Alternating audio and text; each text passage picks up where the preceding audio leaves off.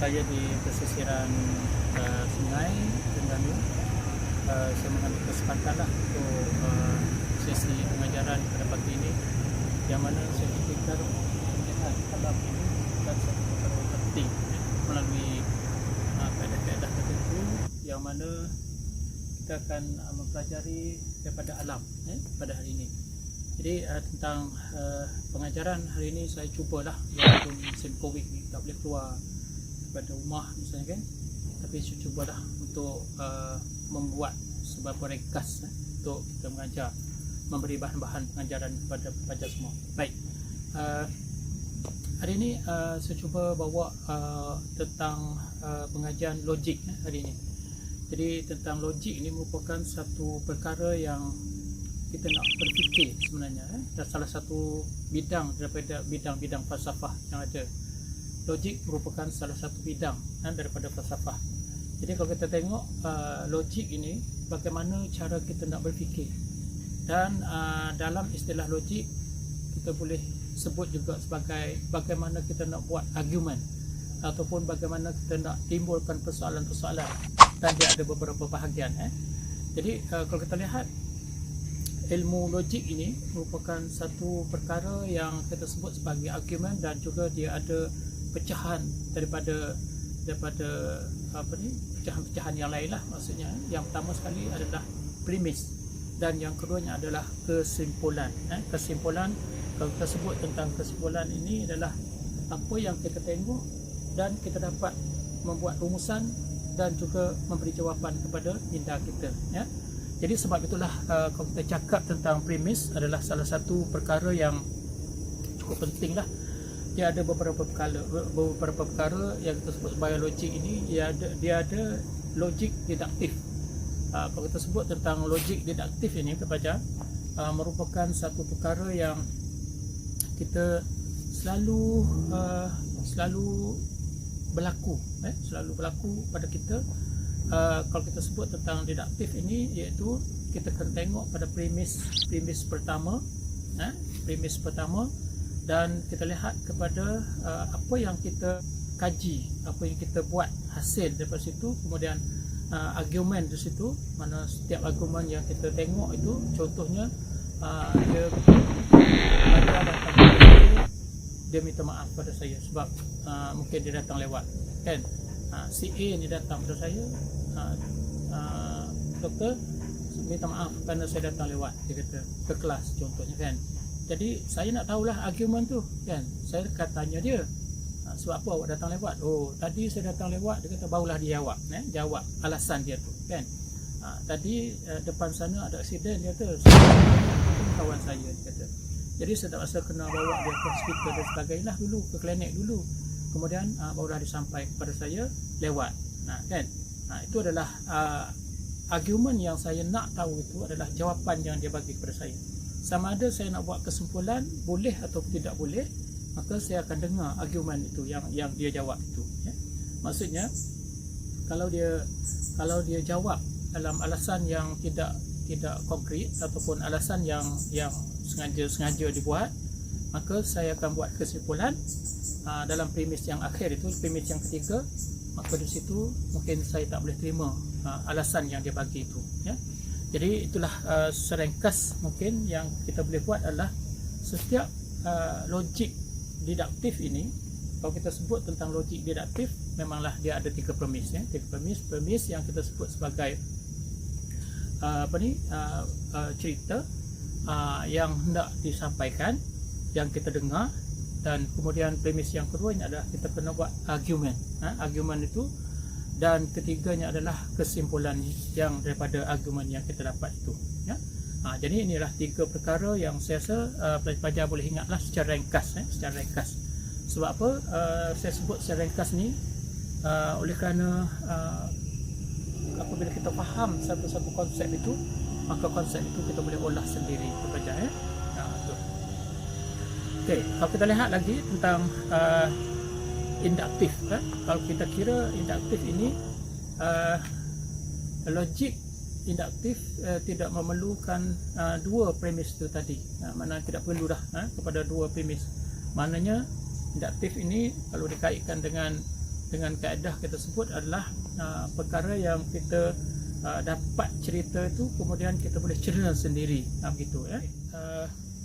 Logik induktif ini kalau kita lihat sesuatu perkara itu terus kita boleh tafsirkan, sebab tu dia tak perlu kepada argument. Contohnya kita lihat gagak saya kata gagak yang terbang, maka gagak ini adalah dikaitkan dengan bulunya yang hitam. Kalau kita sebut tentang gagak, memang semua orang tahu adalah gagak itu adalah bulunya hitam. Jadi kalau kita sebut tentang gagak, memang kita tak perlu argue lagi, kita tak perlu cari sebab lagi mengapa gagak itu, kecuali gagak itu putih kan. Gagak itu putih, tiba-tiba atas dunia ni dia seko je yang putih kan. Maka itulah dikira sebagai gagak yang berbeza, maka kita boleh buat argument, termasuk dalam logik yang deduktif tadi. Kalau induktif dia tak perlu kepada pentaksiran premis yang kedua lah. Maknanya dia dah kenal dah bahawa gagak ini semua seluruh dunia ni adalah berbulu hitam ya.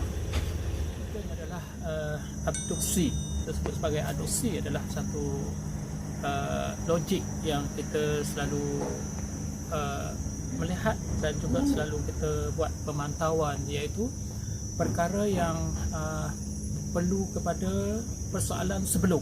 Contohnya kita melihat kapal terbang itu bergerak di atas udara, misalkan. Kalau kita lihat kapal terbang bergerak di atas udara, memang kita paling ke awal kita melihatnya sudah tentu ada persoalan.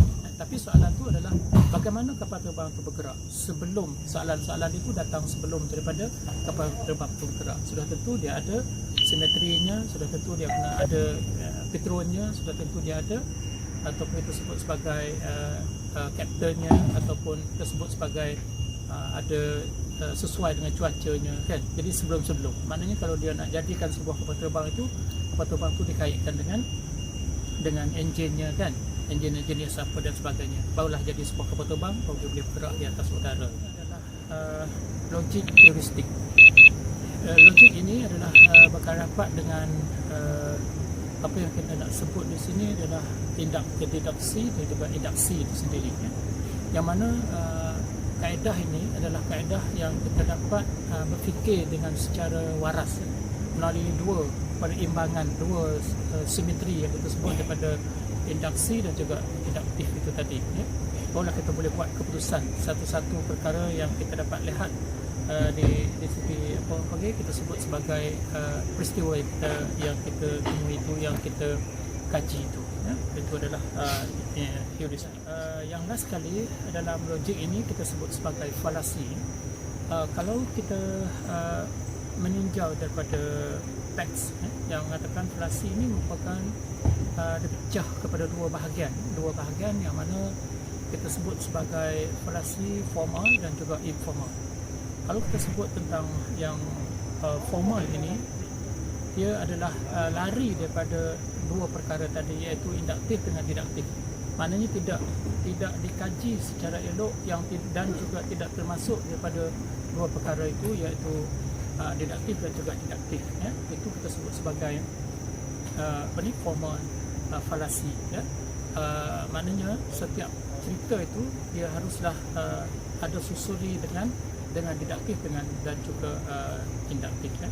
Kalau tidak disusun dengan induktif dengan deduktif tadi, maka kita sebut sebagai falasi formal ya, falasi formal ya. Dan seterusnya adalah informal, falasi informal. Maknanya di sini adalah kita dapat melihat secara langsung ya, tidak dikaitkan dengan mana-mana syarat peraturan tadi ya. Semua di atas itu tidak tertakluk dengan syarat-syarat ini, maka kita kena berfikir lebih mendalam lah. Contohnya, saya jalan terjatuh kan. Apabila terjatuh, masa jatuh tu tak sakit lagi, masa jatuh tu okey lagi, sihat lagi. Apabila balik ke rumah 2 hari misalnya kan, 3 hari misalnya, barulah kita rasa sakit dan menyebabkan kita sakit berpanjangan. Contoh kan, jatuh, apabila kita jatuh kemudian balik ke rumah, mungkin petang ke esokkan hari kan misalnya, maka kita jatuh sakit. Maka itu adalah kena buat kajian semula. Sebab apa? adakah sebab kita jatuh tadi mungkin tersepak kaki sendiri ataupun terjatuh disebabkan oleh licin dan sebagainya. Adakah licin itu adalah penyebab kepada kita jatuh, dan juga sakit itu tadi juga mungkin ada sebab-sebab lain, mungkin disebabkan tiba-tiba kita sakit misalnya, ataupun tidak ada kaitan langsung sakit kita itu dengan kita jatuh itu tadi. Maka kita akan buat kajian semula, dan juga kita kena buat rumusan daripada apa yang kita sakit itu disebabkan sakit jenis penyakit yang macam mana, kan. Kalau contohnya lah jatuh licin, sebabkan licin, duduk besokkan hari sakit perut misalnya, kan, itu sudah tentulah tak kena dengan cerita licin tadi lah. Kalau jatuh licin, tiba-tiba kita balik ke rumah, kemudian kita sakit pinggang misalnya, tak boleh nak bergerak, tak boleh nak jalan misalnya, kan, itu adalah disebabkan oleh kita sebut sebagai licin tadi. Maka itu kita sebut sebagai falasi informal, ya. Jadi semua ini adalah rekasan daripada jenis-jenis logik yang kita boleh berfikir bersama, yang kita boleh mengambilnya sebagai asas dalam kita mencari ilmu logik ini, ya kan. Logik ini banyak, siapa yang kita lihat pun kadang-kadang macam kita kata macam tak logik ya benda ni berlaku. Itu adalah duduk dalam kaedah-kaedah yang kita belajar tadi, ya. Sama ada induktif, deduktif, kita sebut heuristik, dan juga falasi misalnya, kan. Falasi pula ada dua pula. Yang tak logik itu tadi adalah mungkin kemungkinan pecah dua pula, kan. Ada yang tak logik tu disebabkan oleh yang kita cakap, macam cerita ni macam tak logik je, maka kita kena boleh tengok dua perkara pula, kan. Yang pertama sekali informal, falasi informal, kita tengok ada yang berkait dengan deduktif ataupun induktif atau tidak. Yang keduanya adalah falasi yang kita sebut sebagai falasi formal, ya. Maksudnya yang ni yang tak logik betul lah, kan. Kalau kita jatuh tu tadi mungkin kita macam tak logik je, jatuh sakit perut misalnya, kan, tak logik lah, kan. Kena tengok pula apa yang berlaku di situ. Itulah saja beberapa, mungkin kita akan bersua pada masa-masa yang akan datang melalui Telegram kita ataupun melalui webback kita misalnya, kan, ataupun melalui saluran klik kita. InsyaAllah saya cuba buat yang terbaik lah untuk kepada dapat fahami tentang ilmu falsafah ini dengan secara yang paling mudah lah, kan. Jadi kebetulan pula sebelah saya ni ada guru-guru pertahanan awam yang sedang memindahkan bot-bot untuk pergi memantau kawasan banjir dan sebagainya. Jadi ada sedikit gangguan lah, dengan enjinnya. Saya lari pada rumah saya ni, bukan lari pada rumah lah, jauh pada rumah saya, sebabkan oleh dekat rumah saya tu ada pembinaan. Jadi bising, jadi saya terpaksa kena keluar di sini juga bising juga. Tapi insyaAllah tak apalah, sekiranya kita dapat kongsi ilmu bersama pada pagi ini. Okey, terima kasih banyak. Assalamualaikum warahmatullahi wabarakatuh.